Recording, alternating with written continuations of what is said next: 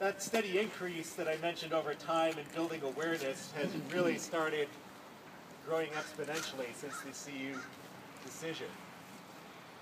That was just 2 years ago, and as others have mentioned, yesterday we had more than 100 different rallies around the country, many of them with several hundred people participating. That's quite a leap forward from where we were even just a couple of years ago.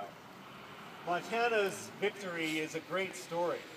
So I not only want to add to the voices thanking our Attorney General, thanking our Supreme Court justices for their courage and their wisdom, but also encourage you all to be storytellers to everyone else around the state and around the country. And hopefully we're going to look back years from now and see that Montana was indeed a pivotal state in creating this democracy movement. Woo!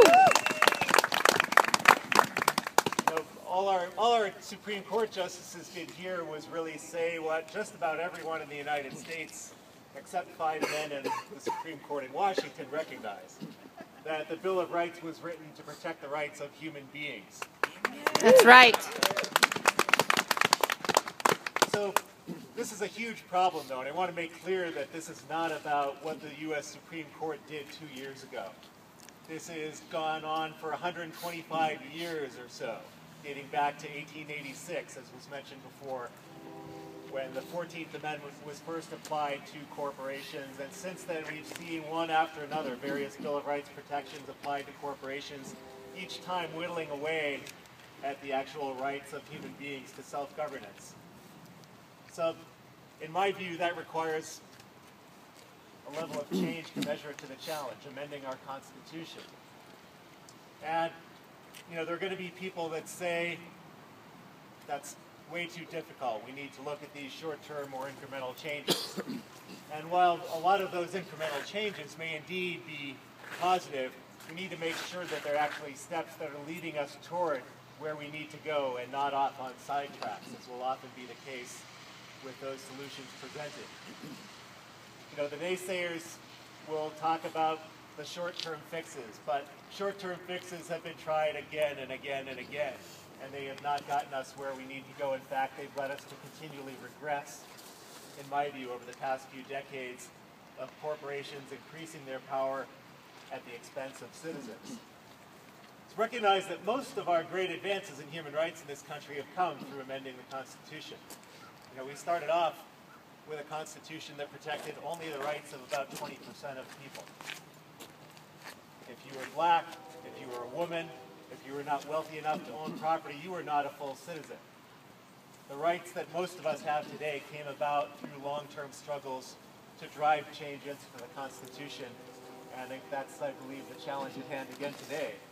And even when those movements to amend the Constitution failed, as with the Equal Rights Amendment, that compelling, uncompromising vision created most of the changes, I would argue, that the Equal Rights Amendment set out to accomplish.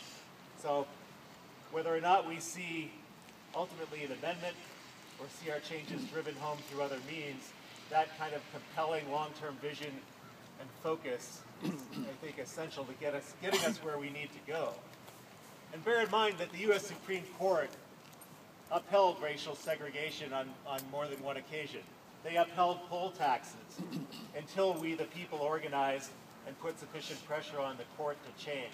That's part of our challenge today, too. You know, we have a U.S. Supreme Court with at least one justice who flip-flops back and forth on campaign finance and corporate power issues based on who knows what circumstances go on in Justice Kennedy's mind. But public pressure can influence these people. You know, they're not living in cocoons. They hear what's going on in the streets. They see what's going on in the media. We need to make sure that our voices are amplified loud and clear before the day comes, potentially as soon as several weeks from now, that they may consider an appeal to the Montana Supreme Court Justice's case. So we need a movement that transcends partisan divisions. You know, a constitutional amendment by definition cannot be won by just liberals or just conservatives. So keep that in mind in our outreach and our messaging. There are very strong conservatives who nevertheless agree fully with the idea that corporations are not people. In fact, For decades, William Rehnquist, one of the most conservative members of the U.S. Supreme Court, was also the most outspoken opponent of corporate personhood, and consistently decried the precedents that had come before, and some that actually he was the dissenter on during the term that he served, that said this is something fundamentally wrong. It is not rooted in the Constitution. It's judicial activism that needs to be changed. So, know those quotes too from William Rehnquist, for example, in the case of First National Bank of Boston versus Bellotti. A great dissenting opinion to read, to send off quotes to the newspaper, to your conservative uncle in Des Moines, what have you. Make sure you know the arguments that can appeal to the folks who may not be with you on social issues or elsewhere.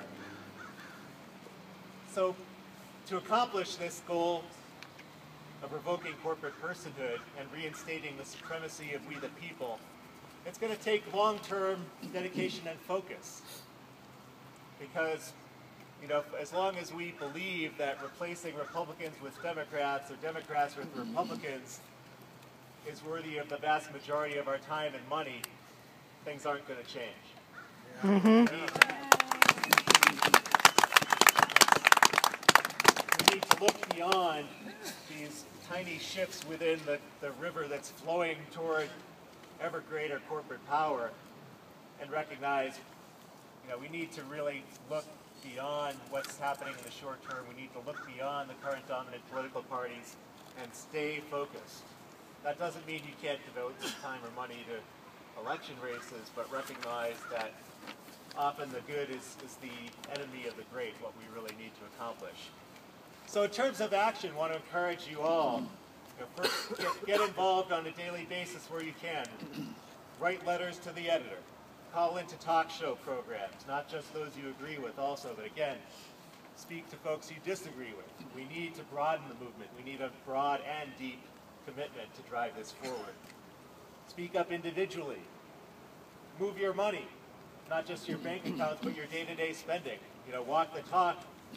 If we want to see stronger communities, more smaller independent businesses thriving, we need to do that to the greatest degree possible day to day. Think about the impacts of where we're putting our money and creating the change that we want to see happen. Get organized, whether it's with Occupy groups in Montana, Montanans for Corporate Accountability, Reclaim Democracy, Move to Amend. There are many great groups out there to get involved with. So organize with others as well as individually. And even the ACLU, someone mentioned the Montana ACLU Foundation filed a brief in support of our position here at the Montana Supreme Court. What wasn't mentioned is that was really quite an extraordinary step, because the national ACLU time after time has fought against any limitations on campaign spending, whether it's by corporations, citizens, or anyone else. So that's another way in which hopefully Montana can serve as a great story and example to help drive national change within powerful organizations like the ACLU. So learn more, as was mentioned, by other folks here, about the case, the arguments, including the opponent's view. And as we're moving forward, take breaks along the way. This is going to be a long-term struggle. Don't burn yourselves out, but never give up the focus either.